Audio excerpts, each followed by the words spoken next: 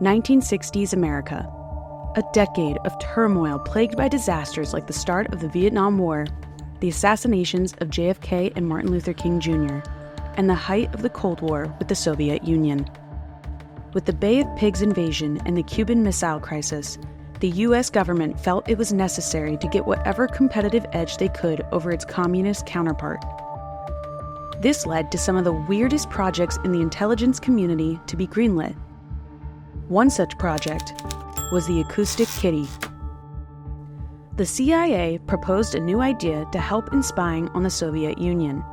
They believed they could train cats wired with microphones to infiltrate and record conversations among Soviet targets like the Kremlin and embassies.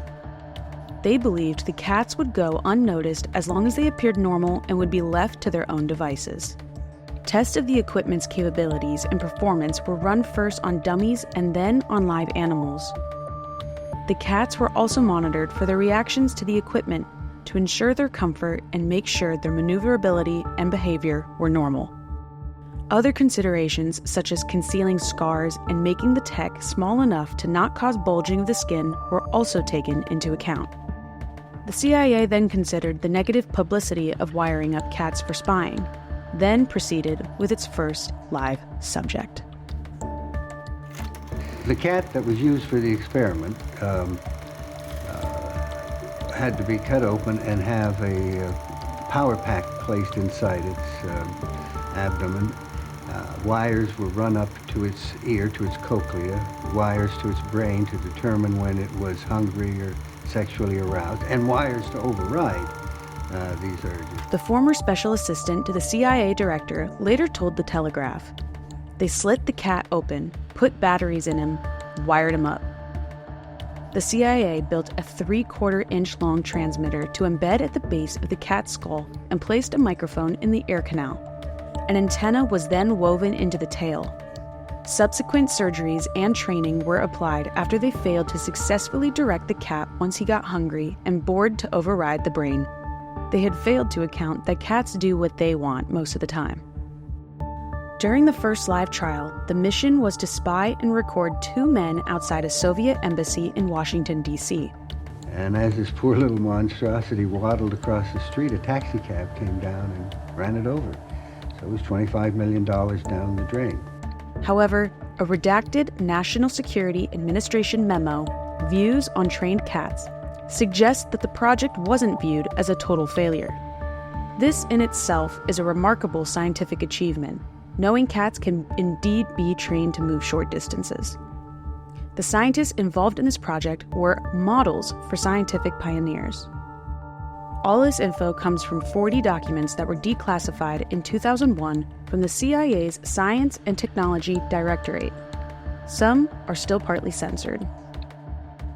Would it be a surprise that cats were not the only non-human spies working for the CIA?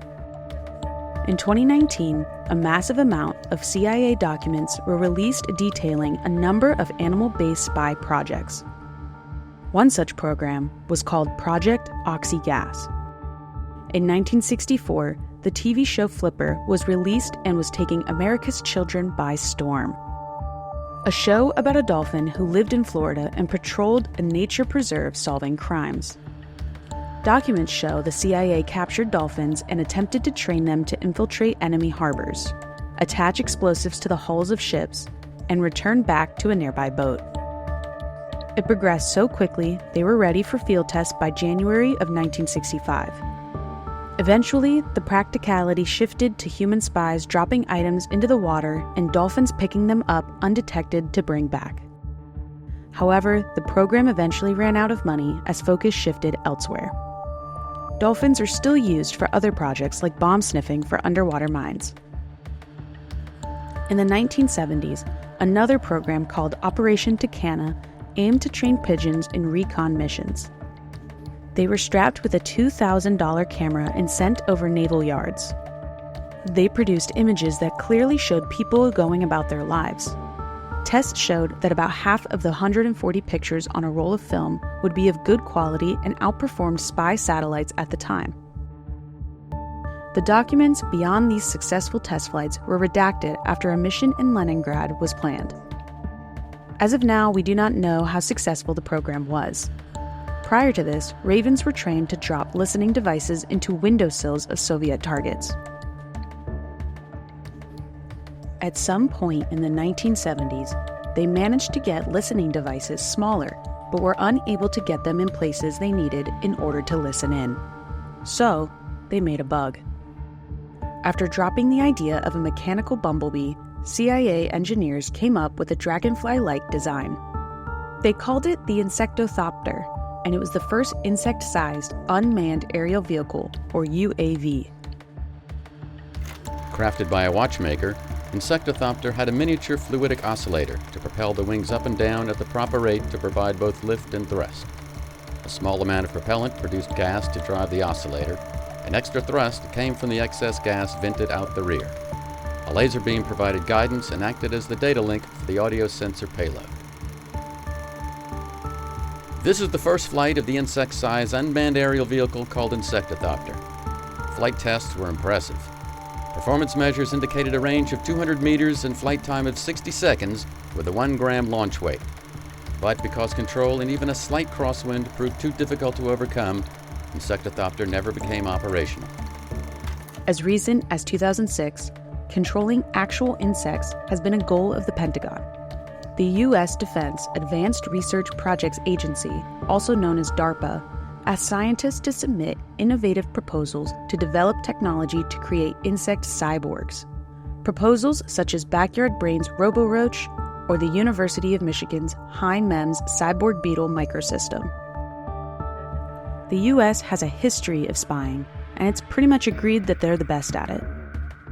Back in 1862, President Abraham Lincoln gave Secretary of War Edward M. Stanton sweeping powers to perform mass surveillance on telegraph lines by having them go through his office.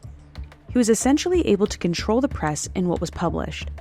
Or that time, the NSA tapped German Chancellor Angela Merkel's cell phone, or when the DEA, and later the NSA, secretly tracked billions of phone calls made by millions of U.S. citizens in the 1980s and 1990s.